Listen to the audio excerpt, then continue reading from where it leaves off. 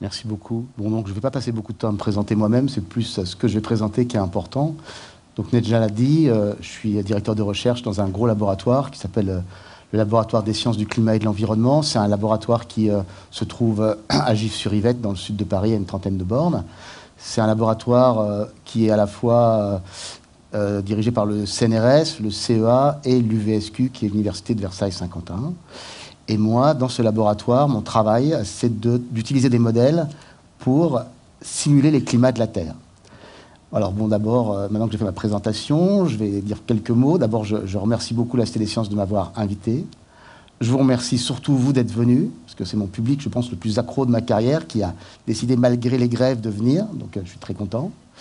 Et puis, j'avais demandé à la Cité des Sciences d'investir un peu, parce que dans cette heure-là, où vous allez m'écouter, vous allez passer à travers 4 milliards d'années d'histoire des climats de la Terre, en une heure.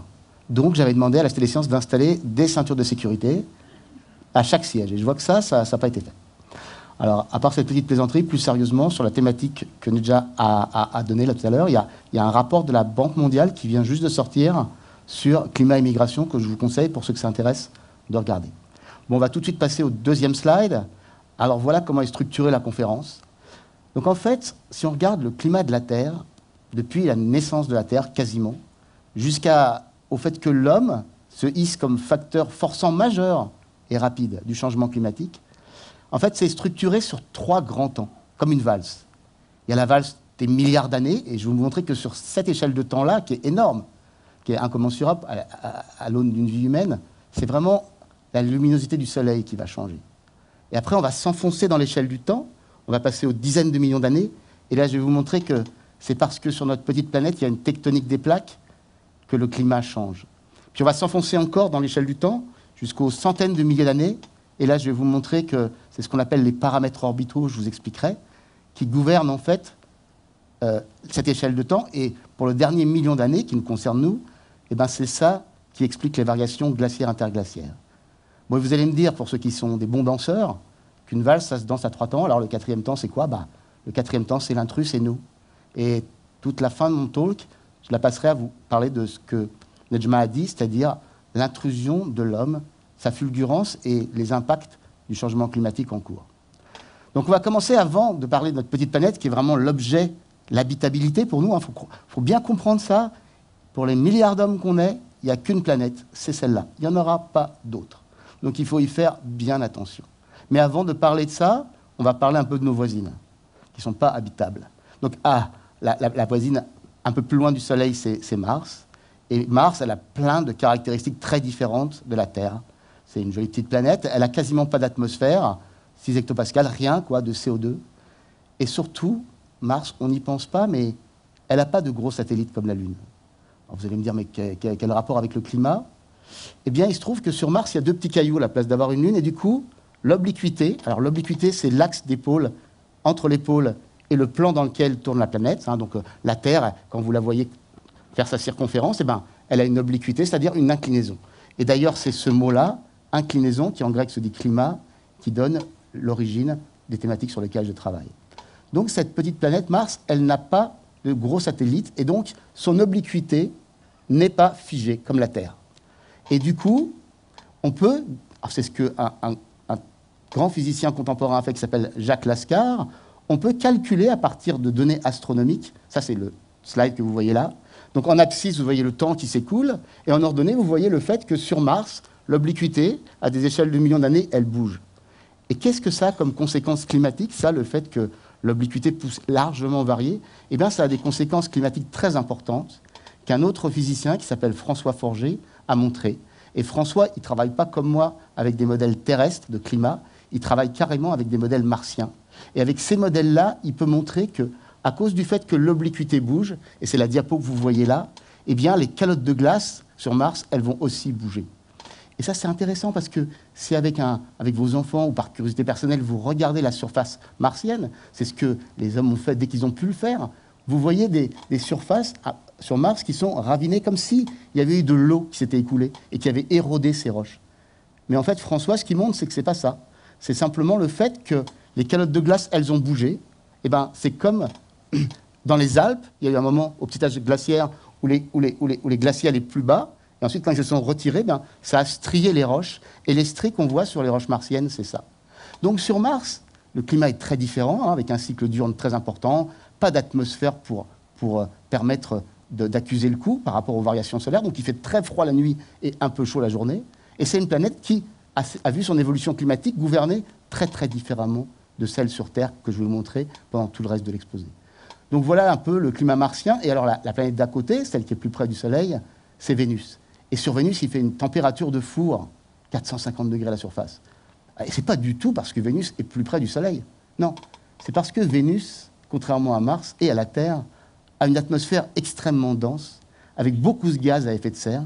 Et c'est ce phénomène-là, les gaz à effet de serre sur Vénus, qui font qu'on a à sa surface une température de four de 450 degrés. Et la diapo suivante, vous la reconnaissez, c'est chez nous. Eh bien, chez nous, depuis 4,6 milliards d'années, en tout cas depuis qu'on peut remonter, c'est-à-dire à peu près 4 milliards d'années, 3,7 milliards d'années, eh bien, il y a de la vie. Il y a toujours eu de la vie sur Terre. Et pour qu'il y ait toujours de la vie sur Terre, il faut qu'il y ait toujours de l'eau sous 3 phases et des températures qui partent pas trop en vrille. Et donc, ce que je vais vous expliquer pendant l'heure qui nous reste, c'est comment c'est possible, pourquoi sur Terre, ce n'est pas du tout magique, pourquoi sur Terre les climats sont régulés, pourquoi on n'est pas parti, comme Vénus, sur un climat très chaud qui serait peu propice à la vie, ou dans une snowball Earth, j'en parlerai tout à l'heure, c'est-à-dire une Terre complètement gelée, pourquoi finalement on a la chance sur Terre d'avoir toujours de l'eau liquide, d'avoir toujours un cycle hydrologique et des températures compatibles avec la vie. Donc là, on va rentrer dans le première étape, premier temps de la valse, c'est le milliard d'années. Alors le milliard d'années, c'est vrai que c'est quelque chose dont même conceptuellement on a du mal, quoi. Le milliard d'années. Donc la Terre, le système solaire a 4,6 milliards d'années, et dans moins d'une dizaine de milliards d'années, ce qui va se passer, c'est que notre Soleil, qui est tout à fait ordinaire, va devenir une géante rouge et va s'étendre, se dilater, et la Terre va se trouver en fait dans cette sphère et va terminer brûlée. Mais ça, on a le temps, vous avez le temps d'investir, ne vous inquiétez pas. Donc là, ce que je vous montre sur la diapo suivante, c'est quelque chose que vous savez peut-être, en tout cas, si vous sortez de cette conférence, vous le saurez, c'est que le Soleil, notre Soleil, tout à fait ordinaire, il fonctionne, il brûle son énergie. Alors, c'est pas très joli, c'est pas très poétique de dire ça, mais c'est juste un réacteur nucléaire. Il brûle son hydrogène, et quand il aura fini de brûler son hydrogène, il brûlera son hélium. Et notre Soleil, il y a un Soleil tout à fait ordinaire, il y en a des milliards comme ça. Et donc, on connaît très bien son évolution. Et c'est la diapo suivante. La diapo suivante vous montre l'évolution sur des milliards d'années du Soleil. Et contrairement aux hommes, le Soleil, quand il naît, au départ, il n'est pas super fringant. Il est plutôt blafard. Il est en gros 30% de moins lumineux qu'aujourd'hui. Toujours pareil, ce n'est pas une question de taille, c'est vraiment une question de luminosité. C'est lié au réacteur nucléaire. Et donc ce Soleil-là, il augmente à peu près sa luminosité de 7% par milliard d'années dans sa phase linéaire. Donc vous voyez, c'est tout à fait un comportement tout à fait facile à comprendre. Chaque milliard d'années, sa luminosité augmente de 7%. Et si vous faites un petit calcul, vous vous dites, alors à la naissance du système solaire, le Soleil, il était 30% plus faible. Effectivement. C'est ce qu'on appelle le paradoxe du Soleil jeune. Pourquoi paradoxe? Parce que si toute l'énergie qui arrive sur Terre, quasiment toute l'énergie, à 99%, c'est l'énergie solaire. Et c'est ce que la Terre va en faire qui est important. Si vous baissez de 30% l'énergie solaire, la luminosité solaire, ce qui devrait se passer, c'est la diapo suivante. C'est que la Terre aurait dû s'englacer. Toute chose égale par ailleurs, vous baissez de 30% la luminosité solaire, c'est recta, la Terre doit s'englacer. Et là, ce que vous voyez, ce n'est pas du tout la Terre. Ce que vous voyez, c'est Encelade, c'est un satellite très intéressant, gelé de Saturne. Ça, c'est vraiment une boule de neige. Mais je vais vous montrer que la Terre, elle n'a quasiment jamais été dans cet état. Heureusement pour nous. Et pourquoi la Terre n'a jamais été dans cet état? Ça, c'est la diapo suivante. C'est à cause de quelque chose que vous connaissez tous très bien maintenant, puisque c'est ce qu'on est en train de changer dans notre propre atmosphère, à cause des gaz à effet de serre. Et ces gaz à effet de serre, le CO2 et le méthane, ils ont agi pendant tout ce temps où le Soleil montait en puissance comme des couvertures chauffantes. Et ce que je vais vous montrer, là, dans les diapos suivantes, c'est un accident. Donc la Terre, elle a comme deux réacteurs qui la stabilisent, deux couvertures chauffantes. Une, c'est le méthane, je ne vous en parlerai pas ce soir, et une autre, c'est le CO2, et je vais vous en parler ce soir. Et pourquoi, moi, je vous parle que du deuxième accident? Je vous parle du deuxième accident pour une seule et simple raison, c'est que moi, je suis un modélisateur du climat. Pour le faire, pour faire mes simulations numériques, j'ai absolument besoin de savoir une chose, c'est où sont les continents, où sont les océans. Ça, il me le faut. Et donc, ça, on peut le restituer grâce au paléomagnétisme jusqu'à à peu près 1,5 milliard d'années. Et donc, c'est un peu un horizon pour moi. Heureusement, pour moi, l'accident dont je vais vous parler, qui a lieu au néoprotérozoïque, c'est-à-dire il y a à peu près 700 millions d'années, eh bien, je peux le modéliser. Alors maintenant, on va quitter le premier temps de la valse et je vais commencer à rentrer dans le deuxième temps de la valse. C'est un temps très important et je vais y passer un peu de temps, justement. C'est le temps de la tectonique. Et je vais vous montrer, d'abord, pourquoi la tectonique a induit une Terre complètement gelée, pourquoi on est rentré là-dedans, pourquoi on est sorti de là, pourquoi cet état est, heureusement pour nous encore une fois, instable sur Terre.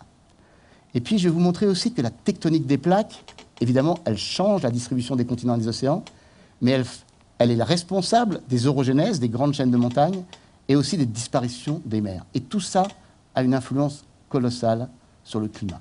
Donc là, on rentre dans le deuxième temps de la valse, et le premier exemple que je vais vous montrer, c'est ce qu'on appelle la Snowball Earth. C'est-à-dire que c'est quelque chose de relativement nouveau. Jusqu'aux années 90, fin des années, on pensait que la Terre n'avait jamais été gelée.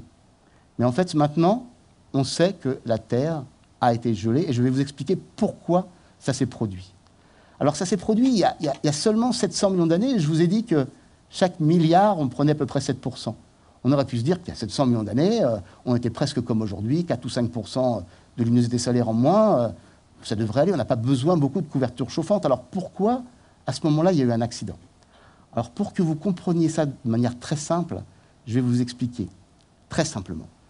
La source du CO2, c'est-à-dire ce qui met du CO2 dans l'atmosphère, aujourd'hui, incontestablement, c'est l'homme, aux échelles de temps humaines, mais aux échelles de temps géologiques, la source du CO2, c'est le volcanisme. C'est ce que montre cette diapo. Alors ça, on ne sait pas trop, mais on considère que c'est à peu près tout le temps constant. Certainement, lorsque la Terre était jeune et beaucoup plus chaude, eh ben, il y avait plus de volcanisme. Donc cette source a certainement augmenté. Mais la chose la plus importante qui est liée à la tectonique, c'est le puits. C'est-à-dire, qu'est-ce qui retire du CO2? Alors ça, c'est beaucoup plus compliqué, je vais essayer de vous l'expliquer simplement. Lorsqu'il pleut sur une planète comme la nôtre, où il y a des nuages et où il pleut, les gouttes d'eau se chargent en descendant dans la colonne d'air de CO2. Elles arrivent sur des roches, elles érodent ces roches. Et ensuite, c'est ce qu'on appelle l'érosion silicatée. Et quand elles érodent ces roches, les réactions chimiques font qu'elles peuvent attraper, réagir et emprisonner une molécule de CO2 atmosphérique. Ce carbone, ensuite, est emmené via les rivières, dans la mer, où ensuite, il sédimente au fond des océans. Il passe par subduction sous les océans et de nouveau dans le volcanisme. Ça, c'est le grand cycle du carbone. Donc, il faut que vous vous rappeliez, la source, c'est le CO2 volcanique, et le puits, c'est l'érosion continentale. Très bien. Maintenant, la question, c'est pourquoi l'accident? Alors, pour ça, il faut que vous sachiez, c'est la diapo suivante, qu'en fait, il y a des grands cycles qu'on appelle les cycles de Wilson, et que sur notre petite planète, ce qui est vraiment tout à fait extraordinaire dans la tectonique des plaques, c'est que les continents passent leur temps à se rassembler tous ensemble, puis à se séparer, à s'éclater en petites plaques continentales, et puis ça recommence. Donc, il y a à peu près 1 milliard d'années, on avait un énorme continent qui s'appelait le Rodinia. Et ce continent s'est cassé en morceaux, comme précédemment. Sauf qu'il se casse normalement en morceaux dans n'importe quelle direction, il n'y a pas de direction privilégiée. Donc les plaques continentales dérivent sur la lithosphère dans n'importe quelle direction. Mais là, il s'est trouvé que lors de la cassure du continent rhodinien, les continents se sont cassés dans la zone tropicale. Alors maintenant, je vais faire une petite incise, on va voir si vous savez ça. Quand tous les continents sont en position polaire, aujourd'hui, quel est le désert le plus important sur Terre? Allez-y, allez-y. Le Sahara, c'est la question piège habituelle. Évidemment, on peut penser que c'est le Sahara, mais en réalité, là où il ne se passe rien du point de vue hydrologique, c'est en Antarctique. C'est dans les pôles. En Antarctique, il ne se passe quasiment rien. Et c'est d'ailleurs grâce à ça que quand on fore une carotte de glace en Antarctique, on peut remonter 800 000 ans dans le temps. Et donc, quand tous les continents sont en position polaire, il devrait faire très froid. Mais comme il n'y a quasiment pas de cycle hydrologique, il ne pleut quasiment pas, eh bien le CO2 n'est pas pompé. Donc il s'entasse dans l'atmosphère, comme c'est un gaz à effet de serre.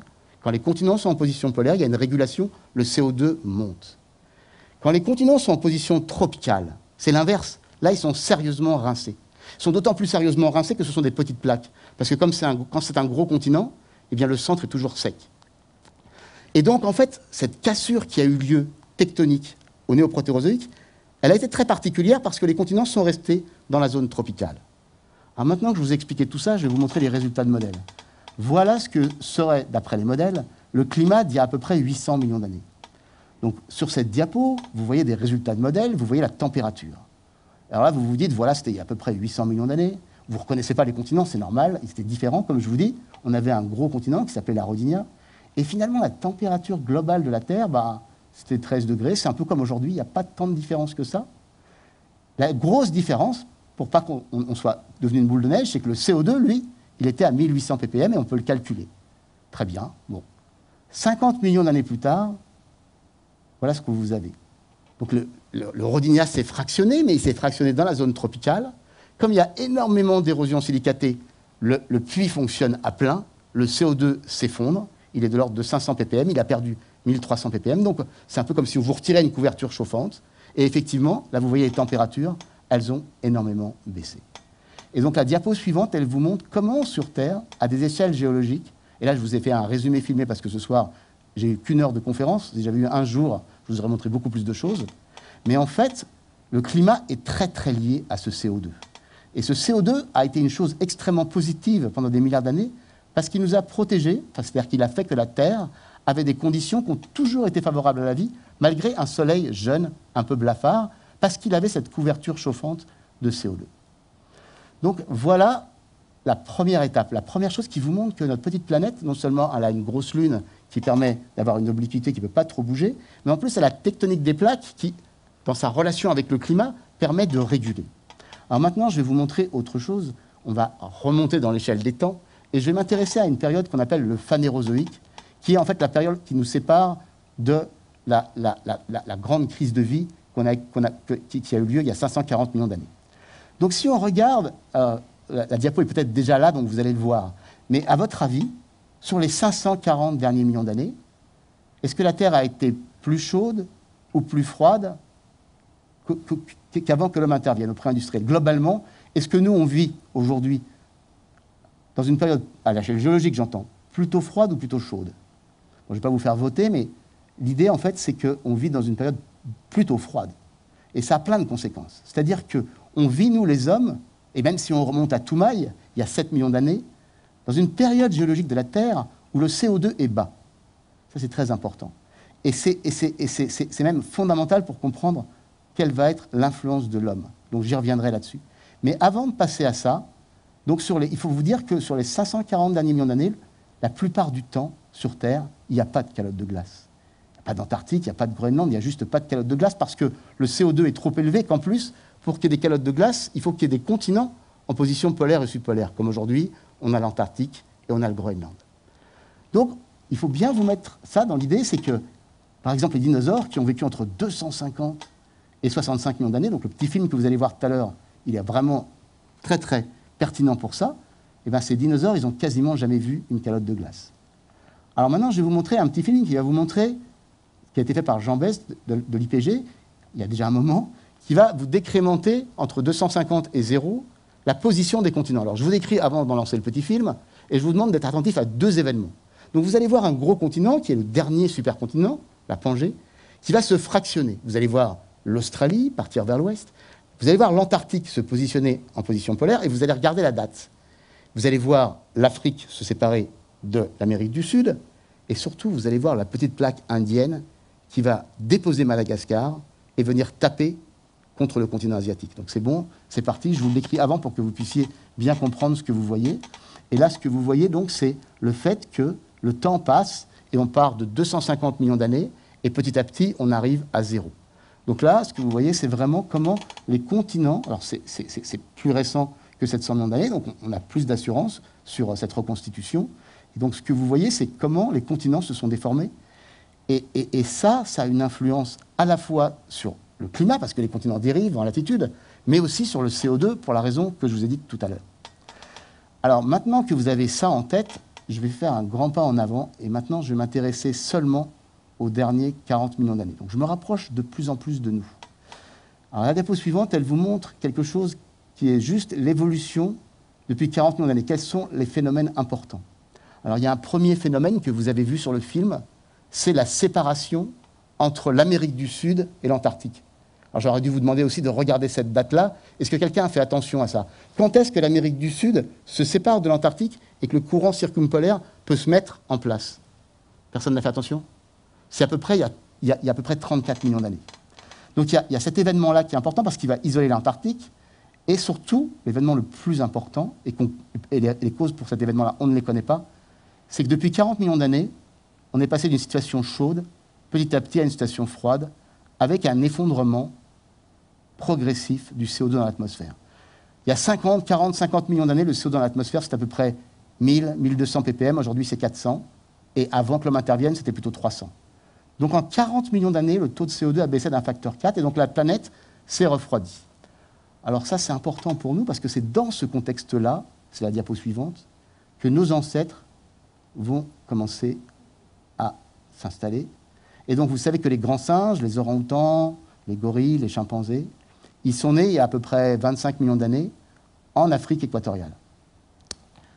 Et là, ce dont je veux vous parler, ce qui fait la spécificité de mon talk dans cette histoire d'habitabilité de la planète, c'est que je vais vous montrer qu'en fait, le climat est super important à ces échelles de temps-là, et en fait, le climat explique la dispersion de ces grands singes. Alors, je vais vous montrer un épisode, parce qu'encore une fois, j'ai que 1 heure. Je vais vous montrer la première sortie d'Afrique de ces grands singes. Et je vais vous expliquer pourquoi c'est le climat qui drive la première sortie d'Afrique de ces grands singes. Elle a lieu entre 17 et 15 millions d'années. Ça, on le sait très bien, parce qu'on commence à trouver des fossiles de grands singes en Europe. Donc ça, on sait très bien que c'est lié au fait que pendant cette grande dégringolade vers le froid, depuis 40 millions d'années, il y a une espèce d'inversion au milieu qui s'appelle le Mid-Miocene Climate Optimum, qui a lieu entre 17 et 15 millions d'années. Le CO2 remonte, les températures aussi, et on peut montrer qu'à cause de ça, les forêts tropicales envahissent le sud de l'Europe jusqu'au sud de l'Allemagne, c'est-à-dire quand même sur une grosse zone. Et donc ce que je vais vous montrer, c'est que cette saga des grands singes, c'est la diapo suivante, elle peut s'expliquer complètement par le climat. Alors ce que vous voyez là, c'est comment dans le temps on trouve, c'est le registre fossile, si vous voulez, des grands singes. Donc il y a 25 millions d'années, entre 25 et 17 millions d'années, les grands singes étaient en Afrique équatoriale, tranquilles. Les grands singes, pourquoi moi je peux dire quelque chose sur les grands singes? Parce que moi, je n'ai pas de grands singes dans mes modèles. Je peux dire quelque chose parce que les grands singes, contrairement à nous, ils sont inféodés aux forêts tropicales. Ils ont besoin de fruits toute l'année. Donc ils ont besoin de cet environnement de forêt tropicale. Et moi, je peux calculer où sont les forêts tropicales potentiellement, donc où sont les niches pour les grands singes. Et donc là, ce que vous voyez, c'est le voyage de ces grands singes entre 25 et 7 millions d'années. Il y a 25 millions d'années, la diapo suivante vous montre les flèches, il y a 25 millions d'années, ils sont en Afrique tropicale. Et puis le climat va s'améliorer, les forêts tropicales vont pouvoir, et ça on le sait parce qu'on a des registres fossiles de pollen, les forêts tropicales s'installent en Europe et une partie des grands singes passe en Europe. Malheureusement, cette embellie entre 17 et 15 millions d'années, elle ne dure que 2 millions d'années. Le froid recommence. Et il fait des températures en Europe qui sont plus du tout cohérentes avec les forêts tropicales. Les forêts tropicales régressent et les grands singes avec. Les grands singes s'installent en Asie centrale. Il fait trop froid aussi en Asie centrale. Et finalement, à 7 millions d'années, ils passent en Asie du Sud-Est, où ils sont toujours. Donc ça, c'est la saga des grands singes. Et moi, je vais vous montrer, sur la diapo suivante, qu'est-ce qu'on peut dire du point de vue modélisation. Alors, c'est une diapo un peu compliquée, mais je vais vous l'expliquer. En haut, vous avez ce qui relève des températures, et en bas, ce qui relève du cycle hydrologique. Alors, vous savez quand même que pour avoir des forêts tropicales en Europe, il faut qu'il fasse plus chaud. Ben, ça tombe bien, c'est la diapo en haut à gauche. Au Mid-Miocène, il faisait plus chaud. Il faisait de l'ordre de 2 degrés plus chaud en moyenne globale, et bien plus chaud que ça encore en Europe. Très bien, mais ça ne suffit pas. Parce que s'il gèle l'hiver, il n'y a pas de forêt tropicale. Donc il fallait aussi, ça c'est l'autre diapo en haut, il fallait aussi que le cycle saisonnier soit très amorti. Et c'est le cas, le cycle saisonnier est très amorti. Là, ce que vous voyez, c'est le cycle saisonnier actuel avec ses grandes variations, et le cycle saisonnier au Mid-Miocène avec ses beaucoup plus petites variations. Donc ça permet aux forêts tropicales de résister l'hiver. Mais il faut aussi de l'eau. Et ce qu'on montre sur les diapos d'en bas, c'est qu'à la fois les précipitations et les évaporations sont énormément augmentées, et donc permettent à ces forêts tropicales de subsister dans des zones où elles n'avaient pas possibilité de s'étendre avant. Et avec nos modèles de climat, on peut aussi les coupler avec des modèles de végétation. Et ce que vous voyez sur la diapo suivante, c'est qu'en effet, quand on les couple avec des modèles de végétation, eh bien, on voit que la forêt tropicale s'étend en effet vers le nord. Alors voilà, ça c'est une histoire qui vous montre que, à l'échelle de millions d'années, la dispersion, l'habitabilité de notre planète dépend beaucoup des facteurs environnementaux et du climat. Bon, très bien. Donc maintenant, je vais passer à la diapo suivante. Alors là, j'ai un tout petit trou.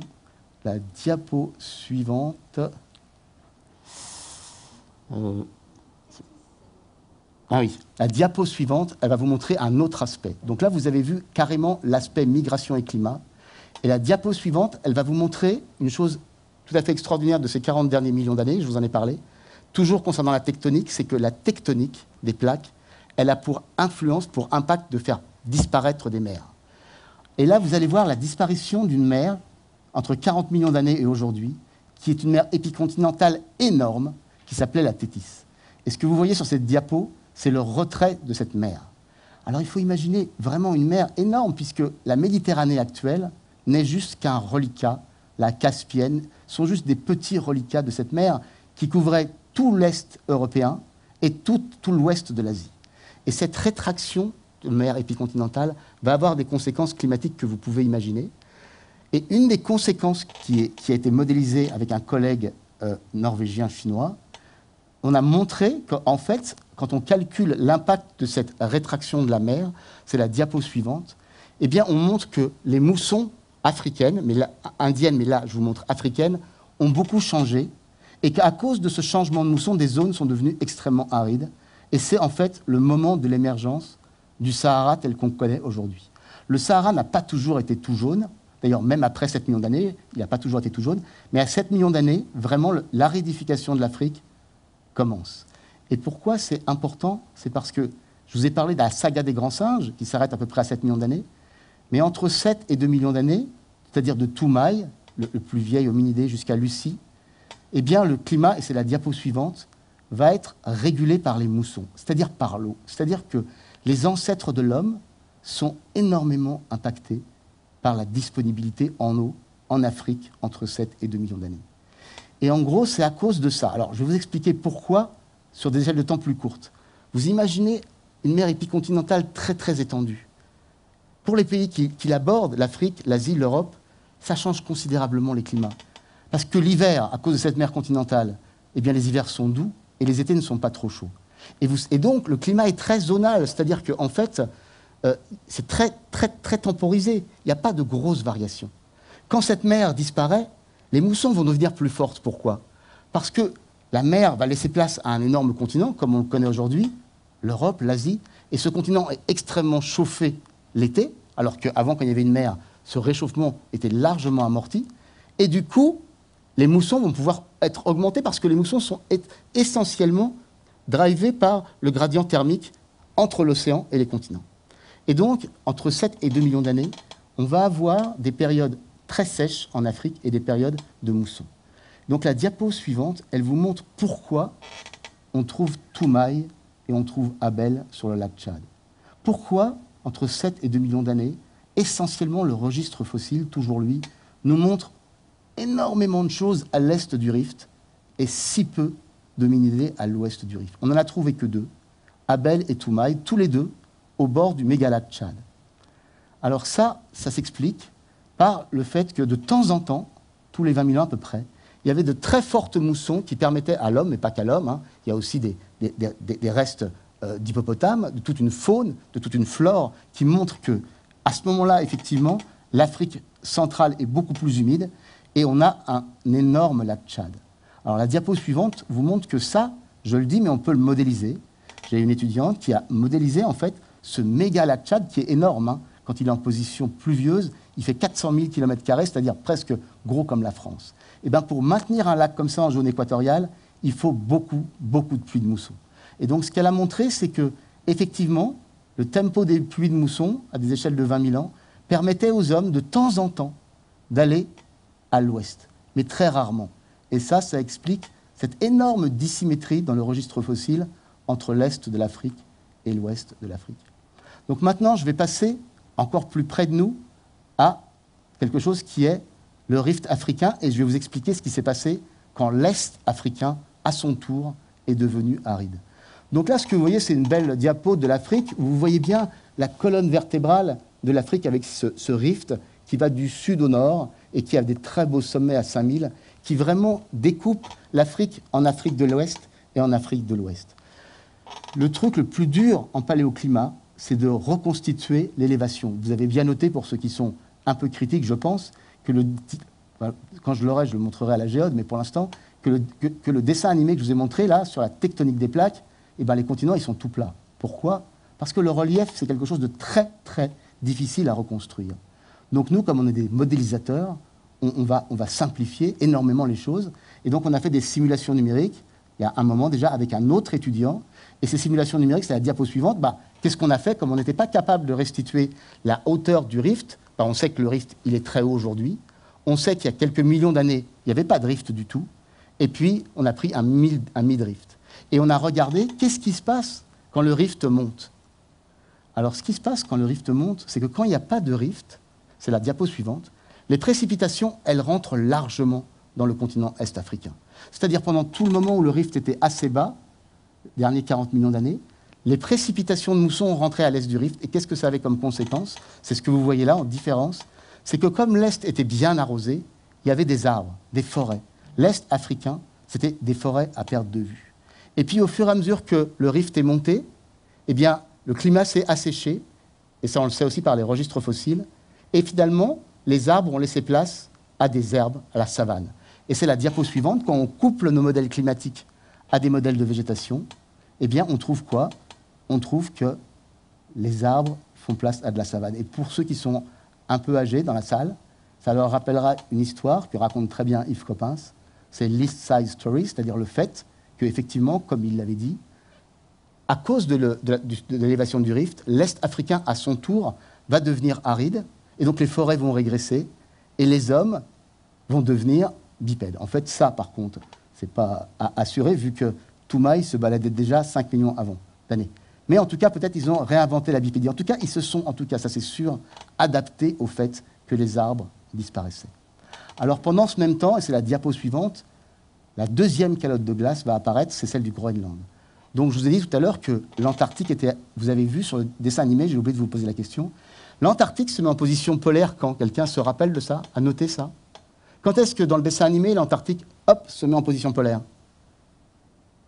90 millions d'années. Et pourtant, la calotte de glace antarctique, elle est là que depuis 34 millions d'années. Pourquoi? Pourtant, l'Antarctique était déjà en position polaire. Pourquoi il n'y avait pas de calotte? Pourquoi il y avait des forêts en Antarctique entre 90 et 34 millions d'années, alors que l'Antarctique était idéalement placée? Pour une raison toute simple, c'est qu'il y avait trop de CO2 dans l'atmosphère, et du coup, il tombait la neige l'hiver, et elle fondait l'été. Et il n'y avait pas d'accumulation. Il y a eu de l'accumulation qu'à partir du moment où le CO2 était suffisamment bas pour que la calotte puisse se nucléer. Donc la calotte antarctique, c'est une très vieille grand-mère, elle a 34 millions d'années, elle a bougé pendant ces 34 millions d'années, mais elle a toujours été là. La calotte groenlandaise, elle est beaucoup plus jeune, elle a 3 millions d'années, 2,7 millions d'années. Pourquoi? Alors il y a une raison toute simple à ça, déjà, c'est que, comme vous l'avez vu sur le dessin animé, le Groenland n'est pas en position polaire, donc c'est plus difficile.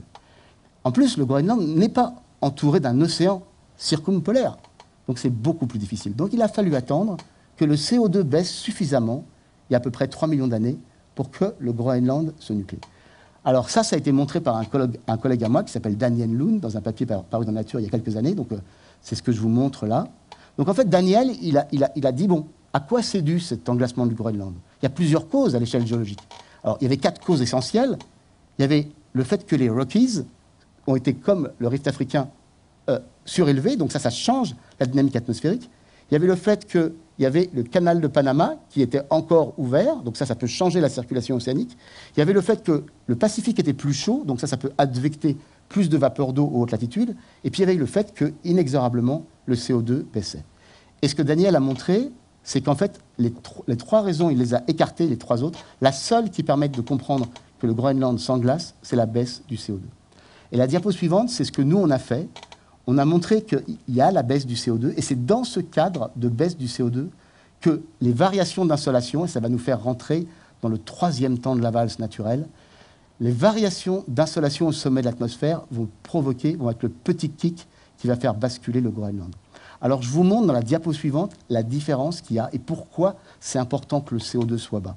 Si votre CO2 est trop haut, comme c'est un gaz à effet de serre, eh ben, il empêche la glaciation. Donc vous allez voir sur le petit dessin animé, sur la figure de gauche, on est à 320 ppm et on laisse le temps passer. Et vous allez voir qu'une calotte de glace essaie de se former. Elle y arrive presque, mais il fait trop chaud. Elle avorte. Par contre, quand le CO2 est suffisamment bas, eh bien, les températures d'été sont suffisamment froides pour ne plus fondre la neige, et là, c'est l'accumulation. Et c'est ce que vous voyez là. C'est à 320 ppm, vous voyez qu'on enclenche une calotte de glace, et que cette calotte de glace ne peut pas résister. Le CO2 dans l'atmosphère est trop important. Et à 280, c'est bon. Et c'est justement ce qui s'est passé il y a 3 millions d'années. Donc maintenant, on va passer au troisième temps de la valse, qui, je vous rassure, est assez court. Comme ça nous laissera plus de temps pour le temps qui nous intéresse, nous, le quatrième. Alors le troisième temps de la valse, c'est les paramètres orbitaux, et ça, je vais être obligé de vous expliquer quelques petites choses astronomiques, mais ça va être très court, rassurez-vous. Premier paramètre orbital, c'est le fait que l'excentricité, c'est-à-dire en fait la trajectoire de notre planète, elle est presque circulaire, mais pas tout à fait. En fait, c'est une forme elliptique dont le Soleil est un foyer. Et cette excentricité, elle varie dans le temps avec des périodes d'à peu près 100 000 et 400 000 ans, c'est-à-dire qu'elle bouge très légèrement et elle revient à ses valeurs initiales tous les 100 000 et 400 000 ans. Très bien. Ensuite, il y a l'obliquité. Je vous ai dit qu'à cause de la Lune, l'obliquité terrestre pouvait bouger dans une toute petite fenêtre entre 22 et 24 degrés 5. Mais ça suffit pour produire des variations très importantes du climat. Et cette obliquité, elle bouge comme ça, avec une fréquence de 40 000 ans. Enfin, il y a la précession des équinoxes, qui est en fait la durée des saisons. Elle bouge avec une fréquence de 20 000 ans. Tout ça a été très bien compris, très bien décrit mathématiquement, au siècle dernier, par un mathématicien serbe qui s'appelle Milutin Milankovic. Mais le truc le plus génial du dernier million d'années, c'est ça, c'est Vostok. C'est le fait que sur le dernier million d'années, donc c'est la toute petite pelure d'orange de l'histoire de la Terre, 1 million d'années par rapport à 4,6 milliards, mais pour ce dernier million d'années, grâce aux calottes de glace, on peut reconstituer les températures, mais aussi la teneur en CO2. Pourquoi? Parce qu'il y a des bulles, des petites bulles qui sont piégées, qui sont des reliques de l'atmosphère, et donc tant qu'on peut forer et descendre, là on peut descendre jusqu'à 800 000 ans, grâce à ces bulles, on a la teneur en CO2. Et c'est ce qui fait la richesse incomparable des enregistrements depuis 1 million d'années, c'est qu'on a en plus de tout directement le contenu atmosphérique. Et donc ce contenu atmosphérique, il bouge très peu. Période glaciaire 180, période interglaciaire 280. Et alors, je vais vous montrer le dernier cycle glaciaire-interglaciaire, mais ce qu'il faut que vous sachiez, c'est qu'aujourd'hui, vous et moi, on vit dans un interglaciaire. C'est-à-dire une période froide, mais plutôt chaude comme période froide, et que depuis 1 million d'années, à cause de ces paramètres orbitaux, le climat évolue entre des longues périodes glaciaires, avec 4 calottes de glace et pas 2, et des périodes interglaciaires, comme on les connaît, avec 2 calottes de glace. Et ce que je vais vous montrer, c'est qu'en forçant un modèle de climat et de cryosphère avec simplement 2 paramètres, je peux restituer à peu près l'évolution des calottes de glace. Alors ces 2 paramètres, c'est quoi? C'est cette diapo-là. Ça vous montre d'abord les variations orbitales dont je vous ai parlé, qui dépendent de l'excentricité, de l'obliquité et de la précession des équinoxes. Tout ça se calcule, et donc Jacques Lascar, dont j'ai déjà parlé, a fait des calculs très précis qui permettent de remonter 40 millions d'années en arrière. Donc ça, la luminosité qui arrive sur notre planète, en haut de l'atmosphère, elle est très bien connue. Ça, c'est le premier paramètre. Et le deuxième paramètre, qui est aussi très bien connu pour les 800 derniers mille ans, c'est le CO2. Donc ça, ce sont des choses que je connais qui drivent vraiment le climat. Et maintenant, je vais vous montrer, avant qu'on passe à la diapo suivante, je vais vous expliquer ce que vous allez voir. Vous êtes dans le précédent interglaciaire, donc les glaciaires interglaciaires, les cycles durent 100 000 ans, à peu près il y a 130 millions d'années. Vous regardez la Terre vue de haut, et donc vous voyez la Terre vue du pôle Nord. Et donc au début, vous allez reconnaître exactement aujourd'hui, c'est-à-dire au précédent interglaciaire, il y avait le Groenland qui est toujours là. Et vous allez voir que le temps vient vers nous, entre 135 000 ans et aujourd'hui, et vous allez voir, petit à petit, des énormes calottes de glace se développer. D'abord, à gauche du Groenland, vous allez voir la Laurentide, qui est un mastodonte, 90 mètres de niveau marin équivalent. Juste pour mémoire, le Groenland, c'est 7. Et à droite du Groenland, vous allez voir la Phénoscandienne. Il va falloir presque 80 000 ans pour que ces calottes de glace se construisent. Calottes de glace qui, entre parenthèses, font 3 km de haut, enfoncent le socle rocheux d'1 kilomètre à peu près. Donc c'est vraiment quelque chose d'énorme. Et c'est ce que vous voyez là sur ce dessin animé. Donc ça part de 135 000 ans.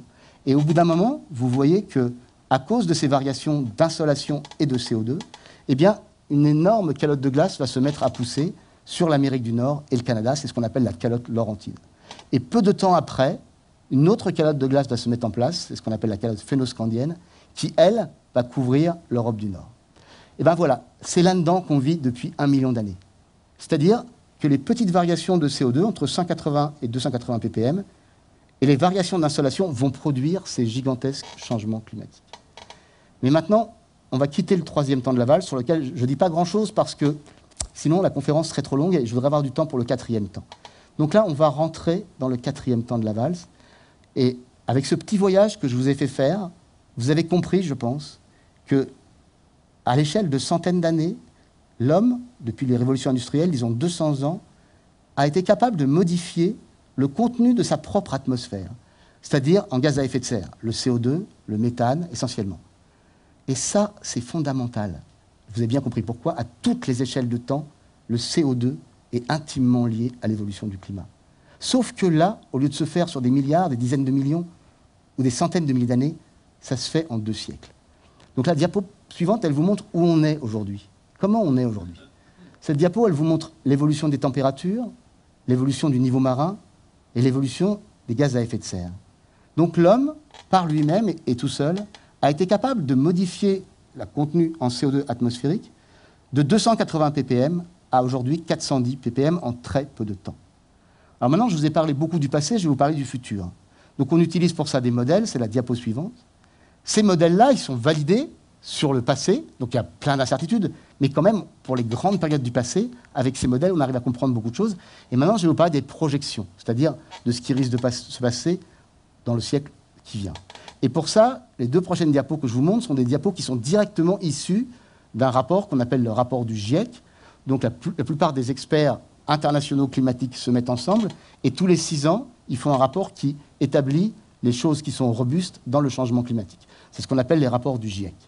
Donc la première diapo, elle vous montre comment tous ces modèles vont prévoir le climat du futur. Alors vous allez me dire, oui, mais pour prévoir les climats du futur, il faut que vous sachiez au moins comment le CO2 va varier. Tout à fait exact. C'est pour ça que les modélisateurs, les climatologues se sont mis d'accord sur 4 scénarios. Je ne vais pas vous parler des 4 scénarios. Il y a un scénario qui s'appelle le RCP 2.6 et un scénario qui s'appelle le RCP 8.5, c'est les 2 extrêmes. Le RCP 2.6, c'est les hommes ont compris et ils contrôlent. Et ils vont faire que le CO2, à partir de 2050, va baisser. Le RCP 8.5, c'est business as usual. On est surtout piloté par le court-termisme, on ne fait rien. Donc, ce que vous voyez là, c'est ces différents scénarios. Et vous voyez les résultats en termes d'augmentation de température, augmentation de niveau marin pour ces scénarios. Et ce que vous voyez, c'est que si on maîtrise avec le scénario RCP 2.6, on arrive à être en dessous de 2 degrés. Si on ne maîtrise pas, on va avoir 4 degrés d'ici la fin du siècle. Pareil pour le niveau marin. Si on maîtrise, on arrive à réguler à 40 cm de hausse. Si on ne maîtrise pas, ce sera au moins 1 mètre. Et la diapo suivante vous montre, en termes d'anomalies, en haut de température, en bas de précipitation, la différence entre les températures au début et à la fin du siècle. Donc ce que vous voyez sur la diapo en haut, c'est les 2 scénarios extrêmes. Donc ça, ce que vous voyez, c'est que les modèles, évidemment, ils vous montrent tous qu'on va vers un réchauffement climatique important.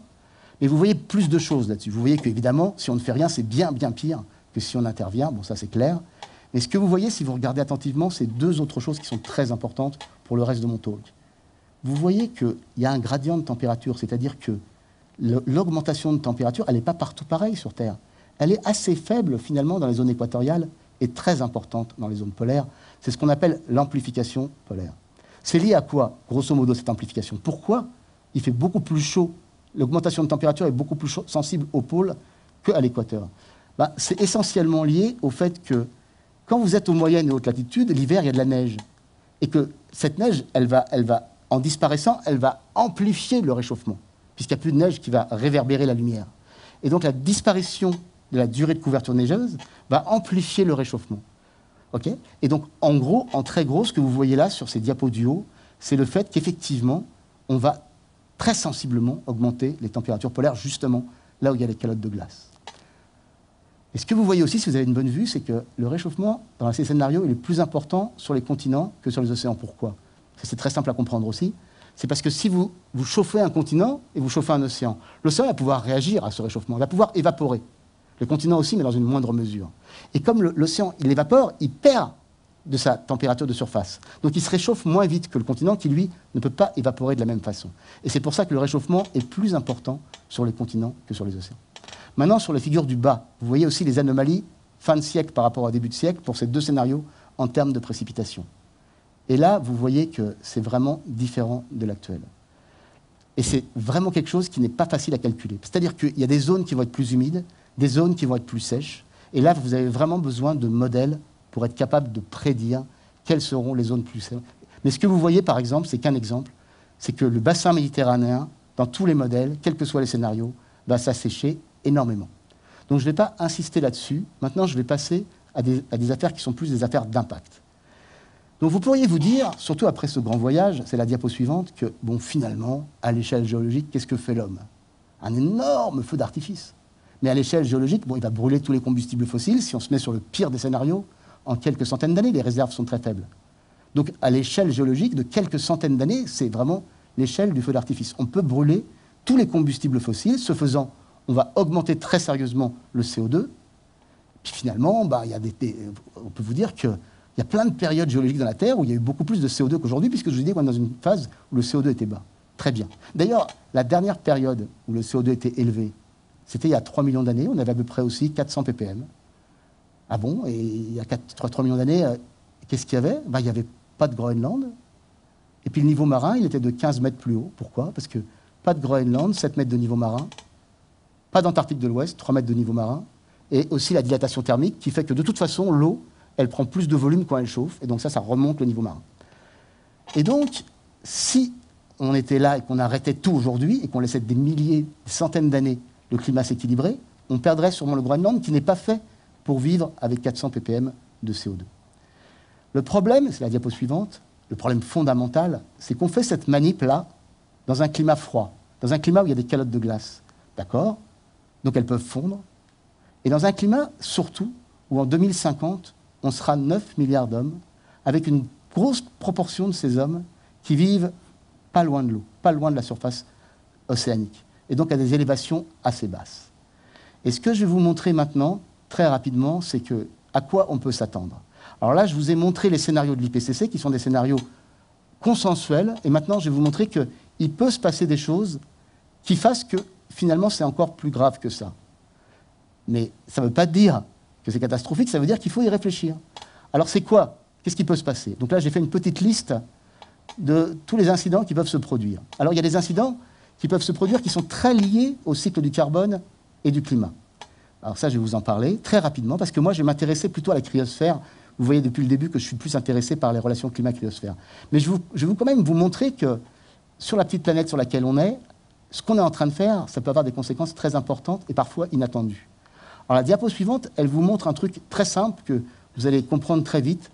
C'est qu'aujourd'hui, quand l'homme émet du CO2 en brûlant du carbone fossile, pour 2 molécules de CO2, il y en a une effectivement qui va s'entasser dans l'atmosphère et qui va poser des problèmes de gaz à effet de serre, mais l'autre, elle est prise en charge pour l'instant, soit par la biosphère terrestre, soit par la biosphère marine. Mais en tout cas, elle est prise en charge par le système naturellement. Mais ce coefficient de chaque fois que je fais 2 molécules de CO2, il y en a une seule qui s'entasse, ce n'est pas du tout gravé dans le marbre. C'est très très dépendant de la biosphère marine, continentale et des conditions physiques. Donc ça déjà, c'est une première chose qui pourrait changer.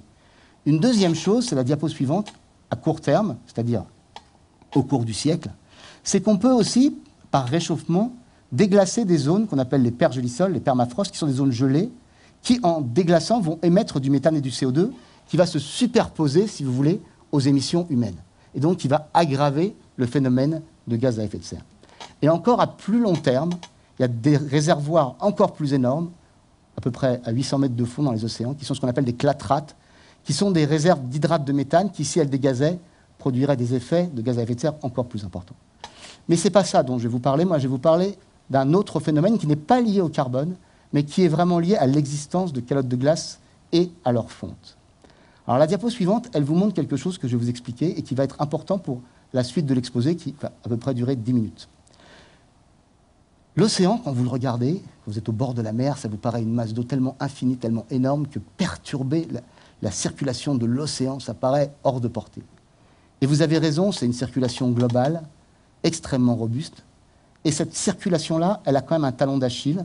Et le talon d'Achille, c'est qu'il n'y a que quelques petites zones dans l'océan mondial, qui sont à très haute latitude, où on forme les eaux profondes qui vont tapisser tout le fond des océans. Pourquoi? Parce que pour créer ces eaux profondes, il faut que l'eau s'enfonce. Pour que l'eau s'enfonce, il faut qu'elle soit très dense. Très dense, pour l'eau de mer, ça veut dire très salée et très froide. Il n'y a que quelques petites zones où l'eau est suffisamment salée et froide pour percoler en cascade et amener de l'eau au fond des océans. Et si vous ne faites plus ça, vous cassez la circulation océanique. Qu'est-ce qui peut faire qu'on ne fasse plus ça?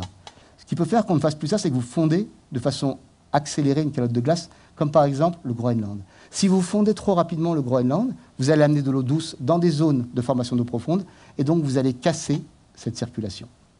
Et donc là, ce que je vais vous montrer, c'est le fait qu'on peut, en effet, briser cette circulation.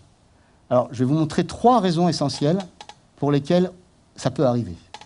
Alors, la première raison, elle est toute simple, c'est que je vous ai dit que depuis 1 million d'années, on oscille entre cycle glaciaire, cycle interglaciaire, cycle glaciaire, cycle interglaciaire. Ces cycles ont 100 000 ans. 80 000 ans de glaciaire, 20 000 ans d'interglaciaire. 80 000 ans de glaciaire, comme vous avez vu sur le dessin animé, c'est le temps que les calottes se forment. Et vous avez vu aussi sur le dessin animé qu'en 10 000 ans, c'était fini. On s'était débarrassé de 2 calottes de glace. On était passé d'un glaciaire à l'interglaciaire, 120 mètres de niveau marin équivalent. Tout ça, on le sait. On sait aussi très bien comment la déglaciation s'est faite. Comment on a perdu ces 2 calottes de glace? Est-ce qu'on les a perdues d'une façon linéaire? C'est-à-dire, vous achetez une glace à la pistache à votre gamin, et très rapidement, il vous dit qu'il n'aime pas la pistache. C'est l'été, la boule de glace, elle va fondre, il va en avoir plein les mains, mais elle va fondre tranquille, la boule. Doucement, linéairement, c'est-à-dire qu'avec le temps, elle va fondre de plus en plus. Une calotte de glace, ça ne fond pas comme ça. Une calotte de glace, on sait comment ça fond, parce qu'on sait comment elles ont fondu les précédentes, il y a à peu près 20 000 ans. Ça fond par saccades, avec des pulses. Et donc, ce que vous voyez là, c'est la façon dont ont fondu les 2 calottes de glace, le Groenland et la Laurentide, dans le temps, et comment le niveau marin a varié. Donc le niveau marin a varié en augmentant, mais pas en augmentant linéairement. Donc ça, c'est une première chose. Une deuxième chose, c'est qu'en situation glaciaire, grâce aux données et aux modèles, on sait très bien qu'en glaciaire, il faisait froid, ça tout le monde le sait, mais aussi le climat était très instable à cause de cette grosse calotte, ce mastodonte de calotte de glace Laurentide, qui avait le mauvais goût, tous les 6 000 à 7 000 ans, de se purger, afin de se restabiliser. Et donc, tous les 6 à 7 000 ans, l'océan Nord-Atlantique était couvert d'icebergs. C'est ce qu'on appelle les Heinrich Events. Et ces icebergs, en fondant au large de l'Espagne, amenaient des cailloux qu'on voit très bien au large de l'Espagne, qui ne peuvent pas être transportés par le vent, qui ont été transportés par des masses d'icebergs qui ont fondu au large du Portugal et de l'Espagne et qui ont amené ces cailloux. Eh bien, ça prouve que les calottes de glace ne sont pas stables. Elles peuvent être instables. Il se trouve que le Groenland et l'Antarctique sont extrêmement stables depuis 10 000 ans, mais compte tenu de la perturbation qu'on fait, elles ne vont pas rester stables. Bon, très bien, vous pouvez me dire, ouais, d'accord, mais ça c'était dans un autre contexte. Donc la 3e diapo, elle nous rapproche beaucoup, beaucoup plus, et encore j'aurais dû l'updater, des conditions actuelles. Vous savez qu'en 2002, le Larsen B, et en 2017, le Larsen C, des énormes plateformes de glace antarctique ont juste disparu. Et donc vous allez me dire, pour ceux qui sont un peu physiciens, ou pour ceux qui boivent souvent l'apéro, que des plateformes de glace dans l'océan, c'est déjà dans l'océan. Donc quand elles fondent, elles ne contribuent pas à la remontée du niveau marin. C'est tout à fait exact. Un glaçon, dans l'apéro, quand il fond, le niveau marin, vous pouvez regarder, bouge pas. Le niveau du verre, pardon, bouge pas. Ok, ça c'est vrai. Mais ces plateformes glaciaires, elles ont un rôle sur la calotte posée, cette fois. C'est qu'un peu comme une cathédrale, elles jouent un rôle d'arc-boutant. Quand elles disparaissent, les arcs-boutants disparaissent aussi. Et du coup, la calotte posée va véler beaucoup d'icebergs et perdre de sa masse. C'est exactement ce qu'on a observé après le Larsen B et qu'on va observer après le Larsen C. Donc, on a toutes les raisons de penser que c'est intéressant de voir ce qui pourrait se passer si le Groenland fondait un peu plus vite que prévu. Alors, c'est ce qu'on a fait, c'est les dernières diapos de cet exposé. Donc, avec une petite équipe pluridisciplinaire, on a superposé au scénario le plus pessimiste une fonte partielle du Groenland de 0,5 mètres, 1 mètre, 1,50 mètre ou 3 mètres entre 2020 et 2070, c'est-à-dire un apport d'eau douce supplémentaire. Alors vous allez me dire, ouais, mais pourquoi vous vous êtes mis sur le pire des scénarios pour faire cette manip et vous avez en plus superimposé une fonte partielle du Groenland? Ben, je vais vous répondre que malheureusement, on est en 2017 et que le scénario le plus probable, le plus plausible, celui auquel malheureusement on colle, c'est le pire, c'est-à-dire le RCP 8.5. Donc c'est pour ça qu'on a pris ce scénario-là comme état de base. Et donc on a fait ces simulations numériques qui sont décrites ici. Donc en fait, on ouvre un robinet, on fait fondre une partie du Groenland pendant 50 ans et puis on arrête et on regarde ce qui se passe. Quand vous faites ça, en fait, on sait très bien ce qui se passe parce que dans les Heinrich Events, en paléoclimat, on sait que chaque fois que vous faites ça, vous diminuez la circulation océanique, vous coupez la circulation océanique, vous modifiez l'hydrogène dans la zone tropicale, et ça a pour effet de modifier la température d'été en particulier et les précipitations en zone tropicale. La diapo suivante, elle vous montre les variations de température qu'on observe dans les modélisations. Et donc vous voyez que les températures vont varier de façon importante, et en particulier, on va avoir un refroidissement des températures estivales dans les zones sahéliennes et subsahéliennes. Et maintenant, si vous regardez les précipitations estivales, vous voyez qu'on va écrouler la partie subsahélienne et sahélienne de la mousson africaine. Alors, quelle importance ça a tout ça? Ben, ça a une importance fondamentale. C'est la diapo suivante. Si vous avez la curiosité de regarder dans ces gros rapports qui définissent les consensus climatiques auxquels on arrive, et que vous regardez le chapitre lié aux moussons, c'est la diapo en haut à gauche.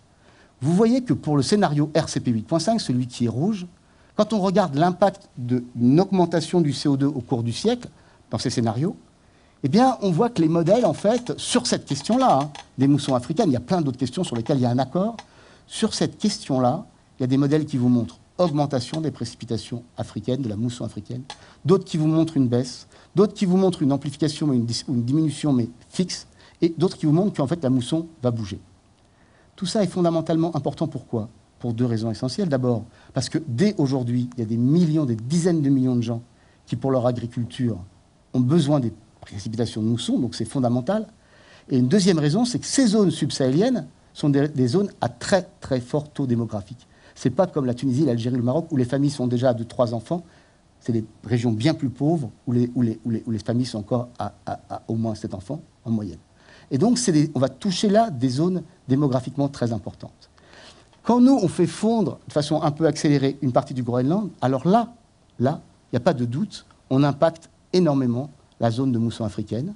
Et du coup, et c'est ce papier qu'on a publié l'année dernière en PNAS, il montre que, en fait, ce faisant, vous allez diminuer les précipitations suffisamment l'été pour que la culture du sorgho ou du millet ne soit plus possible. Et donc, vous allez aridifier des zones où l'agriculture ne sera pas possible. C'est la première figure, la figure A, où vous voyez la perte de surface agraire. La figure B et C vous montre, de façon très mécanique, que quand on perd autant de surface agraire, les gens qui habitent là s'en vont. Ils vont un peu plus loin. Et donc la courbe B, ça vous montre les migrations climatiques auxquelles on va assister. Et ça, c'est, dans ce cas-là, avec ce scénario-là, avec une population, une démographie telle que figée en 2011. Vous voyez que même si on travaille en démographie figée en 2011, ça correspond à des migrations climatiques énormes. Maintenant, si on prend les scénarios du GIEC en termes de population et de démographie, et qu'on tient compte de ce que je viens de vous dire, c'est-à-dire qu'on touche là des zones à forte démographie, c'est la courbe C, et vous voyez que là, c'est encore plus important. Alors, l'avant-dernière slide, ça vous montre quelque chose qui est vraiment la base, c'est-à-dire on oublie tout ce que je viens de vous dire, et on regarde simplement le fait que d'ici 2100, d'après le rapport du GIEC, on va avoir une remontée du niveau marin, indépendamment d'une fonte accélérée du Groenland, ce sur quoi tous les modèles sont d'accord, c'est-à-dire à peu près entre 0,5 mètres et 2 mètres de niveau marin supplémentaire. Et là, vous voyez sur ces barres graphes quelles sont les zones du monde qui vont être touchées, et simplement par remplissage de la baignoire, les dommages dans les zones côtières que ça va impliquer. Et vous voyez que ça va surtout impliquer l'Asie, parce qu'évidemment, ça va d'abord impliquer les petites îles, évidemment, mais en termes de population, ça va surtout impliquer l'Asie. Des pays comme le Vietnam, comme l'Inde, comme le Bangladesh vont être extrêmement touchés. Et en fait, ce qu'il faut bien voir, c'est que s'il y a une fonte accélérée du Groenland, on va non seulement remplir la baignoire, mais on va aussi modifier les zones de mousson. Et donc ça veut dire qu'on va avoir des migrations non seulement sur les côtes, mais aussi à l'intérieur des continents. Et donc, la conclusion de ce petit voyage, c'est que, je crois que je ne vais pas vous faire les aspects santé, ce sera pour un prochain talk, si vous revenez un autre jour de grève. La conclusion de ce petit voyage, c'est la suivante. À l'échelle de milliards d'années, par le fait qu'on est là, à côté d'un soleil et en zone habitable, ben, ça fait qu'on reçoit de plus en plus d'énergie solaire. D'ailleurs, cette histoire va mal se terminer pour nous, parce qu'évidemment, dans des milliards d'années, ça va très mal se terminer. Mais bon, c'est loin. Par contre, à l'échelle de dizaines de millions d'années, ce qui est vraiment important, c'est que la Terre, si vous voulez, pour dire des choses un peu simplement mais un peu faussement, c'est qu'elle est géologiquement vivante. C'est-à-dire qu'il y a ce moteur de la tectonique des plaques qui fait qu'on va réguler le CO2 et le climat à ces échelles de temps. Ensuite, il y a le fait que la Terre, eh bien, elle est aussi capable de répondre à des petites variations de paramètres astronomiques qu'on peut calculer très précisément et qui peuvent eux aussi avoir des conséquences importantes. Tout ça, c'est les 3 temps de la valse à l'échelle naturelle.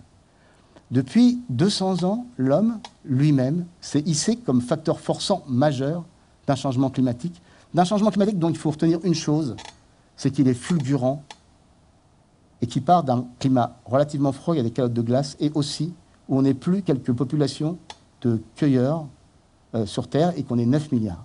Avec ces données-là, vous vous rendez compte qu'effectivement, il va falloir gérer.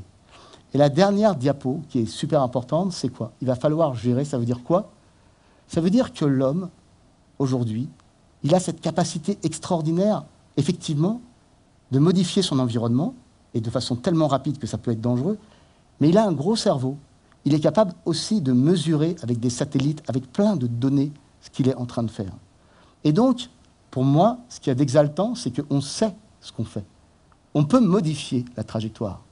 C'est une question d'intelligence. Est-ce qu'on aura l'intelligence de le faire? C'est un peu comme quand vous passez une écluse avec un bateau. Si vous obliquez trop tard, vous aurez beau obliquer à mort, vous n'allez pas la passer, l'écluse. Donc il y a une question là de course entre notre capacité à comprendre ce qui se passe et notre capacité d'intervenir. Et ça, c'est une affaire de politique, c'est une affaire de citoyens. Voilà, je vous laisse là. Merci beaucoup.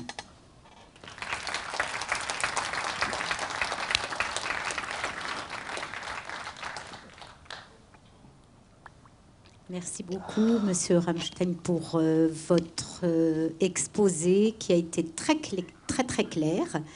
Là, maintenant, vous n'allez pas vous reposer tout de suite parce que je vais passer le micro au public et je pense que vous allez avoir de nombreuses questions pour cet exposé extrêmement clair et important. Merci. Oui, effectivement, cet exposé est tout à fait clair. Il semble, d'après ce que vous avez dit, monsieur, que le climat dépend surtout du CO2. Maintenant, ce CO2, d'après ce que vous avez dit, ce CO2 a été très augmenté dans certaines périodes. Par exemple, les périodes comment dit-on, volcaniques, et les périodes où les continents bougeaient. Et ça faisait augmenter le CO2. Plus d'autres choses, par exemple, vous avez dit, à l'époque des grands singes, le climat a changé, ce qui fait qu'en Afrique, les grands singes ne pouvaient plus vivre. Les arbres sont morts sans qu'il y ait le moindre colonial qui soit là en train de les couper. Hein. Bon, c'est ça que je veux dire. Maintenant, ce que je ne comprends pas, ou quoi, enfin, ce que je comprends mal, c'est que depuis l'an 2000, les médias se focalisent sur l'homme en disant, vous voyez, la Terre va à sa perte, il faut faire ça, il faut faire ça, il faut faire ça. Voilà, c'est vous les responsables. Et moi, j'ai envie de dire, mais monsieur, votre nom nous dit que bien avant l'homme, les changements étaient là. Alors, est-ce que alors, je veux bien penser que nous n'arrangeons pas les choses. C'est possible. Bon. Mais il semble que les médias aujourd'hui ignorent complètement les mouvements. Tout s'est arrêté. Il n'y a plus de volcans, il n'y a plus de rien du tout. C'est votre faute à vous. Je crois que j'ai bien compris votre question. D'ailleurs, je vous remercie de cette question parce que je vais pouvoir y répondre. C'est ça que je ne comprends pas.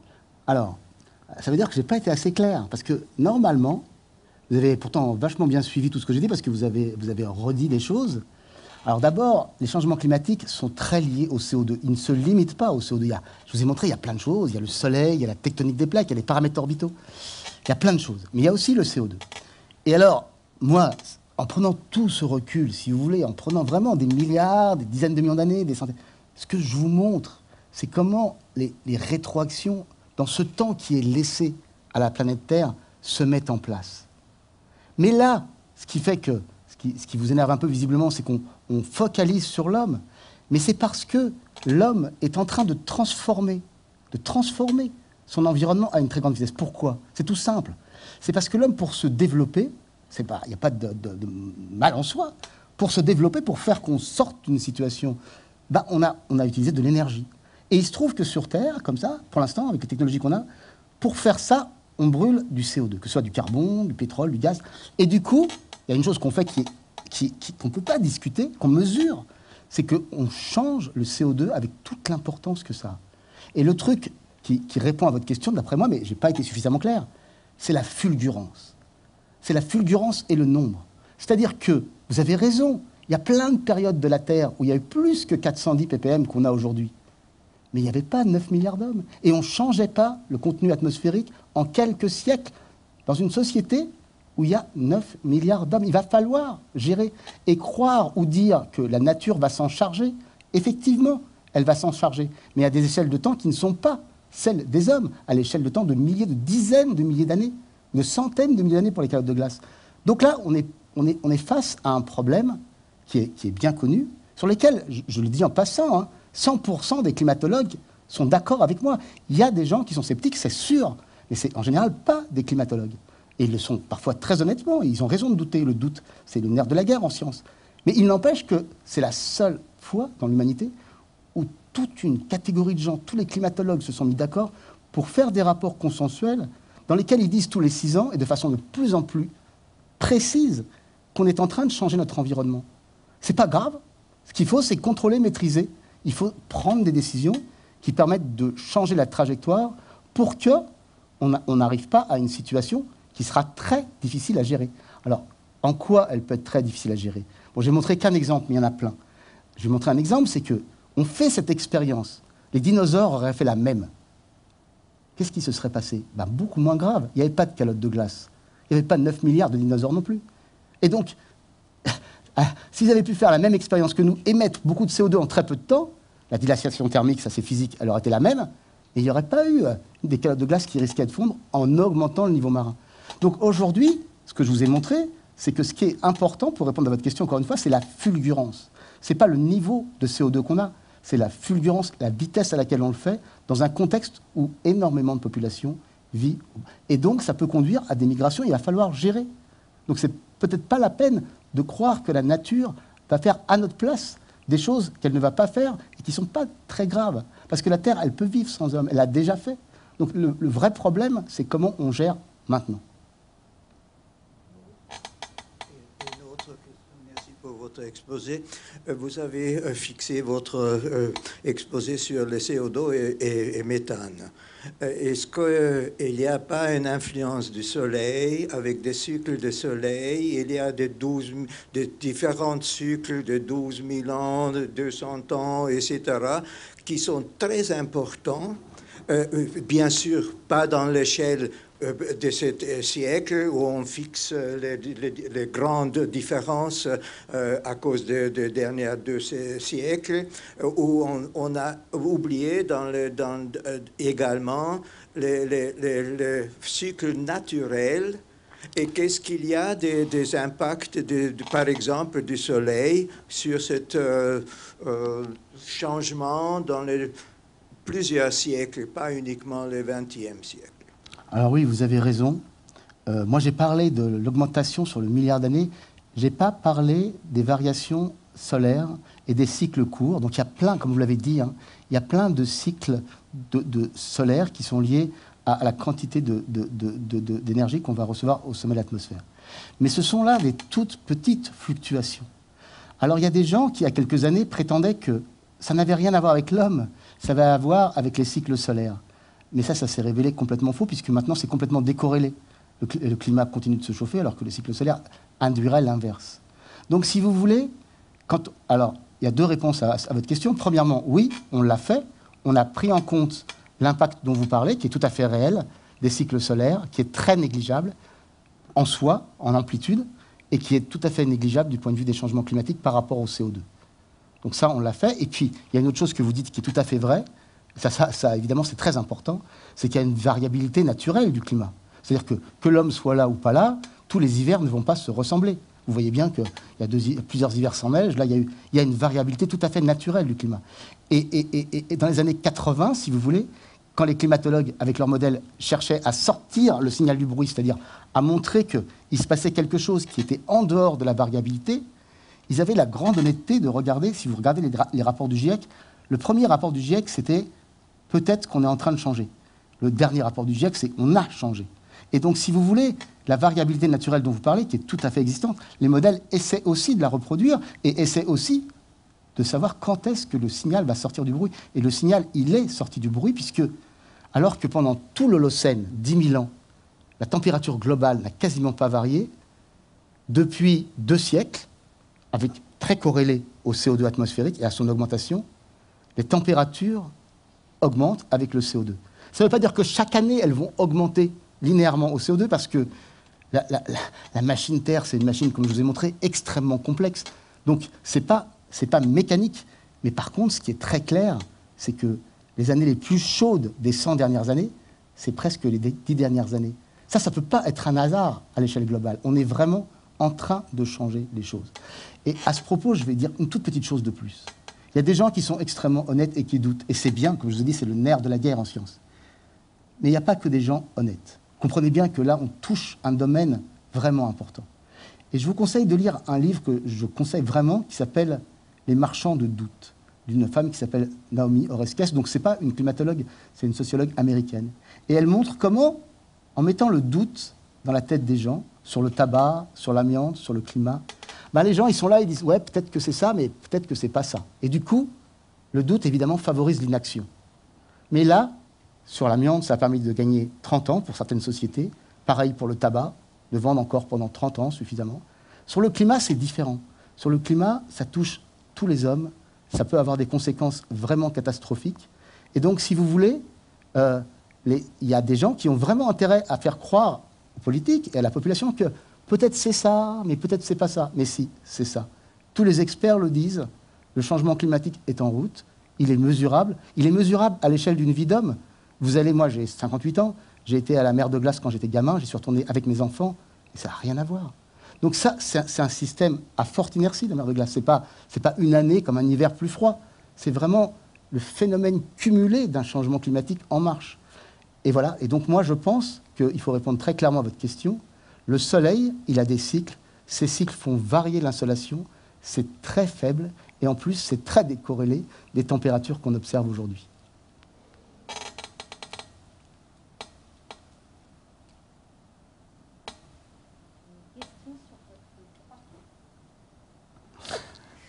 Merci. Bonjour, merci beaucoup pour votre intervention. Et donc moi, ça me rend toujours dingue d'entendre ce que vous nous dites.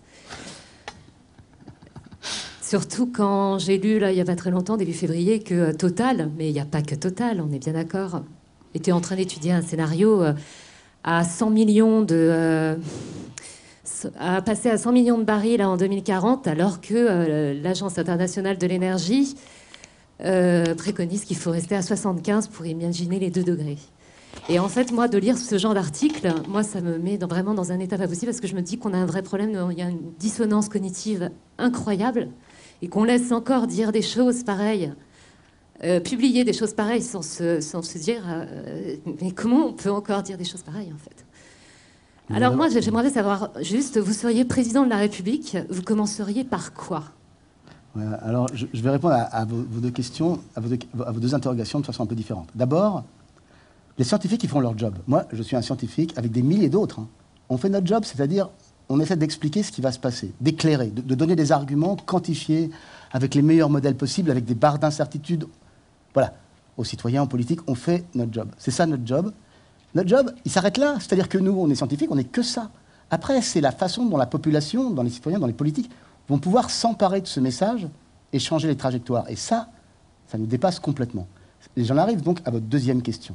Souvent, quand je fais des talks, les gens ils disent « Ah ouais, il comprend beaucoup de choses sur le climat du passé, il nous dit des choses sur le climat du futur. » Et donc, la question, c'est pas « On doute de ce que vous dites, monsieur, parce que maintenant, le temps joue pour moi, si vous voulez. On voit bien qu'il y a de plus en plus de problèmes. » Et donc, la question, c'est « Que faire ?»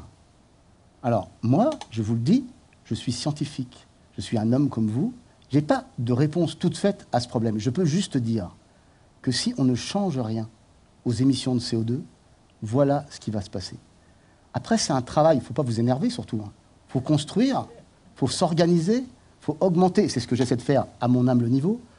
Le niveau culturel des gens, et surtout des jeunes, pour qu'ils comprennent qu'on ne peut pas taper à l'infini sur notre planète, qu'il n'y aura pas d'autres planètes à coloniser, qu'on est là pour longtemps, qu'on est 7 milliards, qu'on sera 9 milliards, qu'il y a encore des populations qui croissent, les populations d'ailleurs qui sont en général dans la misère, c'est très corrélé ça aussi. Et donc il va falloir gérer. Et après, si vous voulez qu'il y ait des entreprises qui aient des intérêts divergents, ça n'a rien d'étonnant. Enfin, ce n'est pas une dissonance cognitive, c'est simplement que le message cognitif, il est là, et que tout le monde n'a pas la même interprétation de ce message. Ça a toujours été comme ça. Et si vous voulez, il y a toujours eu des gens qui ont dit que l'amiante, c'est l'intérêt de ce livre de Naomi Oreskes, que l'amiante, non, mais ça faisait rien, que le tabac non plus d'ailleurs, et que les changements climatiques, ça se résolverait tout seul. Pas seulement ceux-là, s'ils sont ultra minoritaires, c'est pas grave. S'ils arrivent avec le doute dans la tête des gens et que les gens se disent, bah ouais, mais surtout que changer, pour moi, changer la trajectoire, si vous voulez ma réponse, je suis pas président de la République, j'aspire pas à l'être, mais changer la trajectoire, c'est-à-dire comment on va consommer du CO2 et émettre du CO2, c'est quelque chose qui est un peu entre nos mains. On n'est pas des éléphants ou des cochons qui regardons les choses. On a l'information. On a un gros cerveau. On peut faire les plus belles choses et aussi les pires choses de ce cerveau-là. Donc maintenant, moi j'ai fait mon job, j'ai filé l'information. Après, comme citoyen, je peux faire aussi mon job. Mais ce que je veux dire, c'est que j'ai pas, moi, de solution clé en main à ce problème-là. Il va falloir gérer et donc il va falloir diminuer, comme vous l'avez très bien dit, les émissions fossiles, et de façon très importante, pour deux raisons. D'abord, à court terme, pour ne pas être confronté à des problèmes graves, et ensuite parce que ces ressources sont finies. Et donc, une fois qu'on aura brûlé le pétrole, le gaz et le charbon, qu'ont mis des millions d'années à se former en quelques centaines d'années, qu'est-ce que vont faire les autres? Alors, vous pouvez dire, c'est pas grave, la science va répondre à ce problème. Justement, j'étais interrogé sur le progrès. Mais non, c'est trop rapide, là. Il va falloir gérer. Il ne va pas falloir croire à un miracle qui soit d'ordre religieux ou d'ordre scientifique. Il va falloir gérer, mais gérer aussi avec la science, puisqu'on a quand même des fabuleux outils pour mesurer ce qu'on fait et éventuellement pour changer la trajectoire. Donc c'est vraiment une affaire, pour moi, de culture. Et ce contre quoi il faut se battre, c'est contre l'ignorance, justement, pour qu'il n'y ait pas des gens qui, par intérêt particulier et court-termisme, ne changent pas la trajectoire. Merci. Mais je pense qu'il faut s'énerver un peu quand même. Ouais, on va s'énerver, mais ça ne changera pas grand-chose. J'en profite pour dire que je pourrais être dans le même état que madame qui vient de vous poser la question. Je suis la personne qui vous a invité. J'ai reconnu la voix. Et c'est un effet, je pense, d'argent.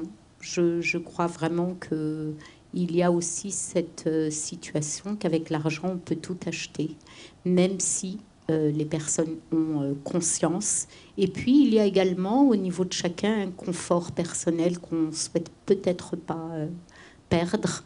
C'est peut-être ce qu'on nous fait craindre. Qu'en pensez-vous? Alors, je pense que c'est une très bonne question. Je pense que c'est vrai que la société, telle qu'on la vit tous les jours, elle est extrêmement dans le court terme. Elle est très court-termiste. Et commencer à penser sur des dizaines, sur des vingtaines d'années, c'est-à-dire en fait une génération d'hommes, c'est pas quelque chose qui est inné, quoi.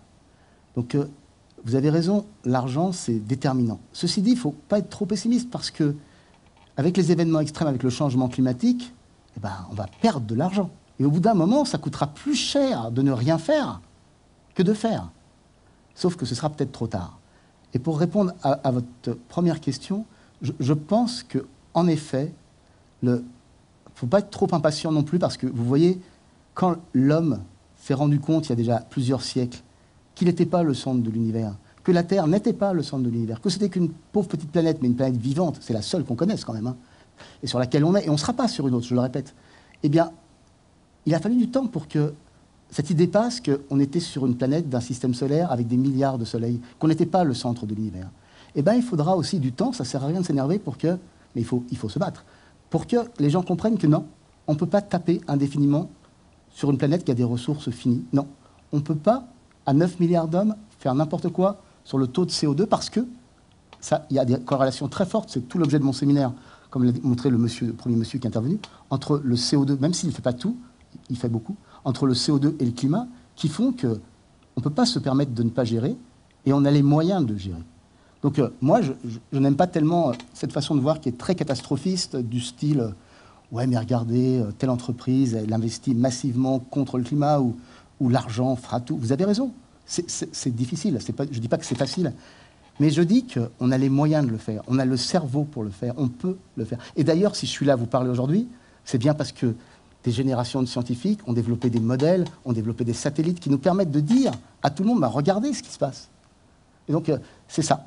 Pour moi, c'est un combat d'intelligence entre des lobbies et des citoyens et des politiques qui doivent se rendre compte que, bah oui, c'est exaltant, on va être la première espèce à se rendre compte de ce qu'on fait et à modifier à l'avance notre trajectoire.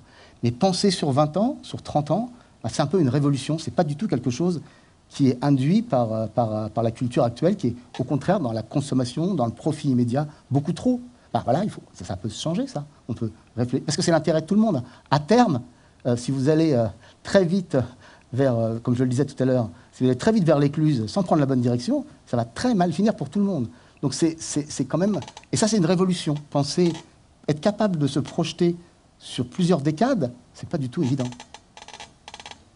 Merci. On va encore vous poser 2 questions. Voilà, j'en prends une sur votre gauche. Oui, justement, dans le sens, je me demande si on ne fait pas un peu de catastrophisme avec ça, dire bon, bah, c'est vrai qu'il y aura le réchauffement climatique, bon, il y aura l'immigration, comme il y a tout, enfin, il y a eu déjà, et donc on pourra plus ou moins pallier un peu ça, les populations se déplaceront, etc. Mais qu'il y a des problèmes plus importants, moi, qui me semble, que du genre, par exemple, la pollution, parce que là, on pourra rien faire, ça sera... Et donc, bon, on en fait peut-être un peu trop, quoi. Bon, je me fais un peu l'avocat du diable, hein, bon, mais on en fait peut-être un peu trop avec le réchauffement climatique, qu'il y a la pollution qui me semble, moi, a priori, quand même beaucoup plus grave. Parce que, bon, le réchauffement, bon, il y aura des mouvements, c'est vrai, mais c'est pas la catastrophe annoncée, quoi. L'homme pourra, parce que bon, à l'échelle même, ça se fait pas du jour au lendemain. Les mers vont y monter, je vous ai dit, je fais de ce que je sais, du scénario, 2 mètres ou des choses comme ça. Bon, d'accord. Mais progressivement, les populations vont s'adapter, vont se déplacer, etc. Et donc, c'est pas aussi catastrophique que vous aimez de nous le dire quand même.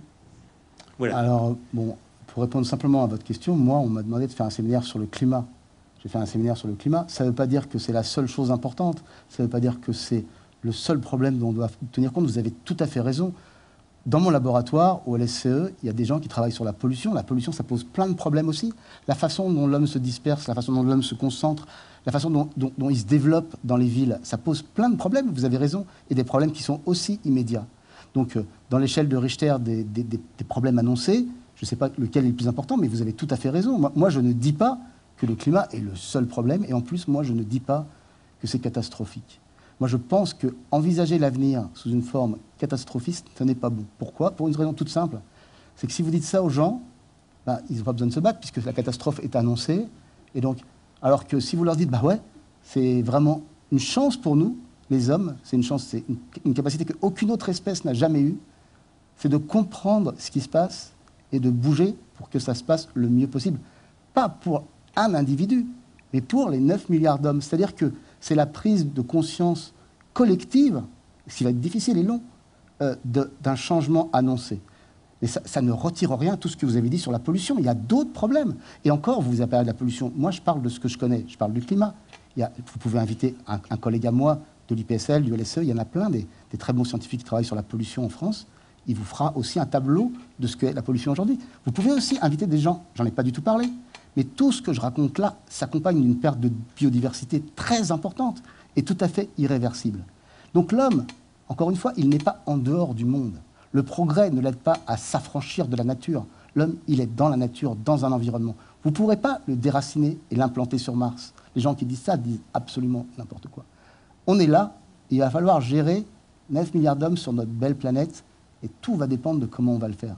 Ça, c'est sûr. Et c'est vrai aussi pour la pollution, c'est vrai aussi pour la biodiversité. J'ai jamais dit qu'il n'y avait que ça dans le monde. Merci. Je rebondis juste sur la question de monsieur par rapport à la pollution. Effectivement, c'est un autre sujet. Et vous allez retrouver dans les archives des conférences ce que l'on a fait comme conférence autour de la pollution, qui est un grave problème, effectivement. Je prends encore une question pour vous, monsieur, et puis ce sera la dernière.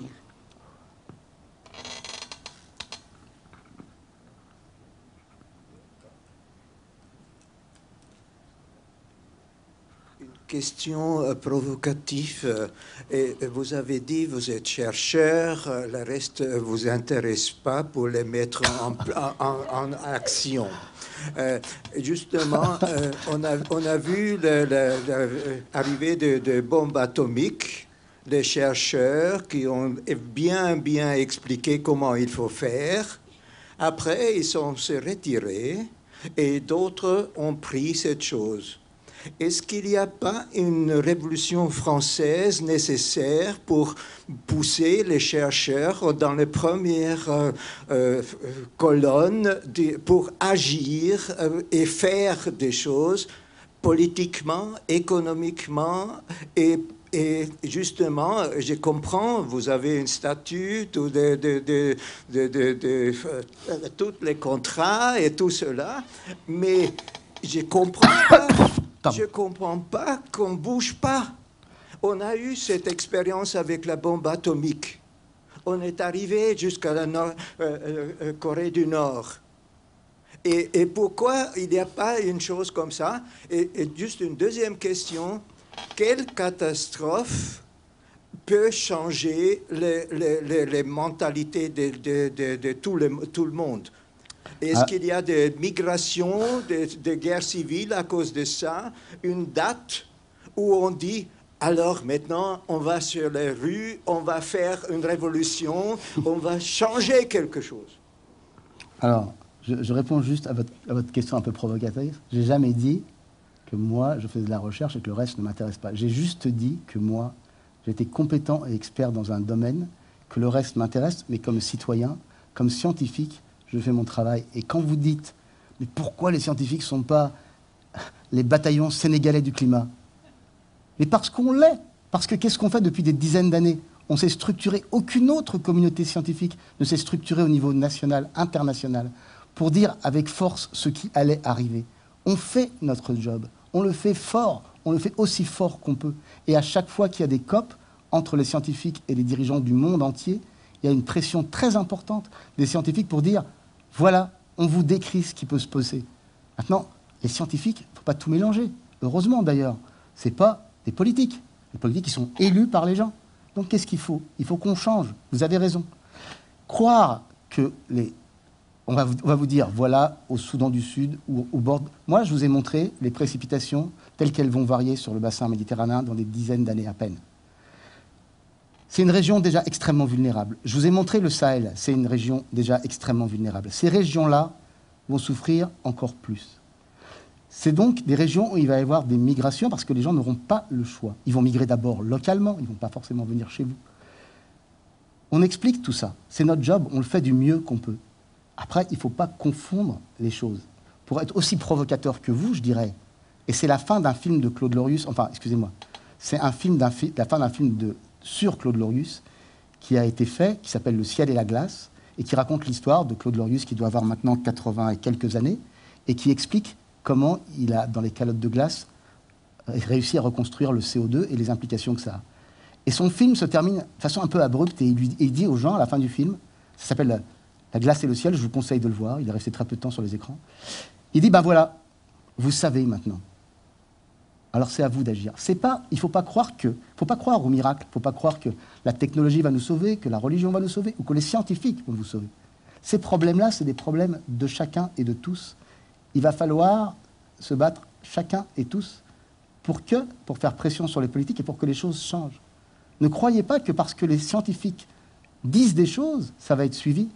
D'ailleurs, à propos, je vous conseille de lire un autre livre qui s'appelle Effondrement de Jared Diamond, qui montre comment certaines sociétés, bien que sachant pertinemment ce qui risquait de leur arriver, n'ont pas su s'adapter. Ça fait réfléchir. Ça veut dire que même si les scientifiques font leur travail et disent voilà ce qui risque de se passer, tout le problème est de savoir comment la société et les politiques vont prendre ce message. Alors, il y a des gens qui peuvent dire « Waouh, d'accord, mais il y a d'autres problèmes. » Bon, d'accord, c'est vrai, il y a d'autres problèmes. Il n'empêche qu'il y a celui-là, et que celui-là, il va falloir le gérer. Et le fait qu'il y ait de la pollution ne retire rien à ce que j'ai dit. Le fait qu'il y ait des pertes de biodiversité ne retire rien à ce que j'ai dit.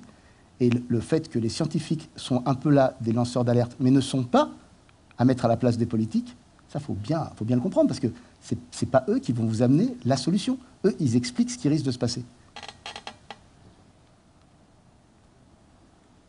J'en profite donc pour inviter les personnes de cette salle à se réunir, et ce sera déjà un petit groupe. Et donc, ensemble, essayons déjà d'agir. Voilà. Merci beaucoup pour cette conférence. Merci à vous, le public.